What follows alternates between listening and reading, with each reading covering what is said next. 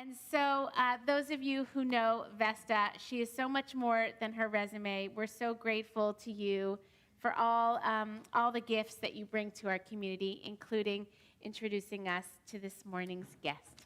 All right. Good morning, everybody. Shabbat shalom. Shabbat shalom.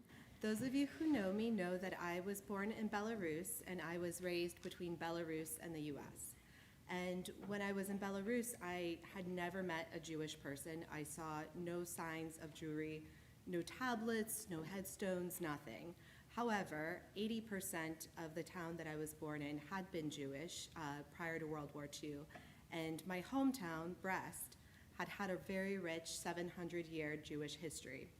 To me, the Great Choral Synagogue was just a movie theater. That's all that I knew. I felt a pull to hunt for the history, and it was confirmed when I did an ancestry test and found Jewish heritage.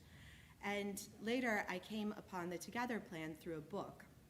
It was a book of survivors' testimonies of the Minsk ghetto. They were child survivors, and originally these testimonies were just passed around as a couple of hundred copies among the small survivor community in Minsk in Russian. And then Debra became aware of this. She had the book translated, edited, printed, and now it's available to our wide world on Amazon. So now I've become the coordinator of the translators, and I lead a global team, and I also do the translation work myself, which is very gratifying. I also run the social media, and I'm the vice president of the Jewish Tapestry Project, which seeks to bring the work of the Together Plan to the U.S. In the spring, I participated in the Making History Together Holocaust Education Program that we also offer with my son Ziggy, and I look forward to expanding that. Debra will tell you more, but what I've come to realize is that when the stories are not told, the trauma takes on a life of its own in communities and families, and it's perpetuated through generations. Wounds without memory lead to a sense of void, fear, and loss. And children and grandchildren grow up in a world that's haunted by shadows, and they're unable to develop a coherent sense of identity. We're told to never forget the Holocaust in order to prevent its repetition. However, in Eastern Europe, we can also see what it looks like to have forgotten. There's cultural heritage and a great deal of beauty and so much to celebrate, but without knowing the Jewish world that was, we cannot fully grasp what we have lost or who we are. The work of the Together Plan and of Jewish Tapestry Project is finding these stories, supporting those who tell them, and bringing them to light. Debra ran into a little travel mishap, and so after we spent the evening in the ER last night, she's a little debilitated, but she's here, and she will tell you more. Awesome. Thank you, Vesta. So, thank you very much for having me here. So yes, as Vesta said, it's been an interesting ride on arriving at Raleigh Durham Airport. In fact, I used to live in Durham a long time ago. My son was born here 30 years ago, so I feel like I've come home. But it's been a very interesting few days because as I landed on the tarmac, I discovered that the Queen had died. And then in all of the rush and the mayhem, I soaked my contact lenses in something that wasn't contact lens solution. So normally I wouldn't be standing here wearing my sunglasses, and I wouldn't have my eyes closed. I have been in the ER, and I went to see an ophthalmologist this morning who told me that I need to keep my eyes closed for healing, and I should be okay in a couple of days. So hooray, that's good news. So I'm really sorry that I can't make eye contact with you, and it's a bit weird for you to be looking at someone wearing sunglasses with their eyes closed, but what you need is my voice. You don't need anything else. So I've hung a thread over here. It's in our branded colours, so hope you're impressed. And I think that by the end of this short little talk, I think this will be one to remember about this weird woman that pitched up from England with her eyes closed and told you all about Eastern Europe. Hey, So while I've got my eyes closed, and then I'll tell you about my thread, I'd like you to just join me, because I wasn't expecting to have my eyes closed, so why should you not have yours closed? So close your eyes just for a moment. And let me take you to a country called Belarus. And there are dusty roads, and there are little wooden houses with little Russian-style windows, and they're all low level. And there are lots of apple trees. And there's a droshkala going along the lane. And it's a droshkala is a horse-drawn cart with a little man with whipping the horse, maybe carrying some potatoes or beetroot. And that's Belarus of the shtetl. It's also Belarus of today. Now, you can open your eyes or you can stay where you are. It's up to you.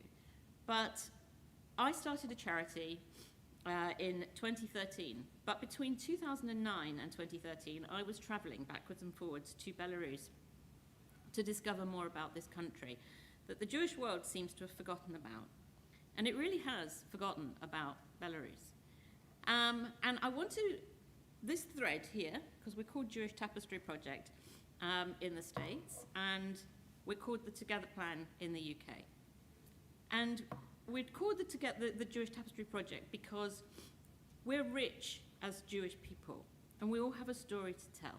And when you start weaving those stories together, that becomes very powerful, and we learn more about ourselves. And as Vesta said herself, we deal with a lot of our issues, and we get a much bigger picture of who we are and what we've done in the world and the contribution that we've made to the world. And a lot of that has come from Belarus. Now, I want to you've got a lot of children here today, and I want to say that the building of the Together Plan was really done, the foundations of it was through youth. It still is. When I realized that Belarus had been neglected, and there were Jewish communities there and young Jewish people who had nothing. They didn't have rabbis, there are a few rabbis, but very far and few between.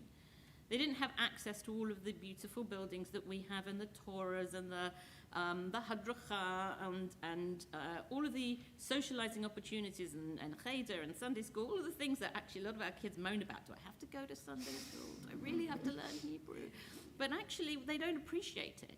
And so I decided that I was going to take some young people out to Belarus. It was actually two Jewish Belarusian children that came to stay with me through another project that made me very curious, because when they came, they didn't know they were Jewish. We took them to the synagogue. They didn't really appreciate where they were. And I figured that there was something curious going on and there was work to be done.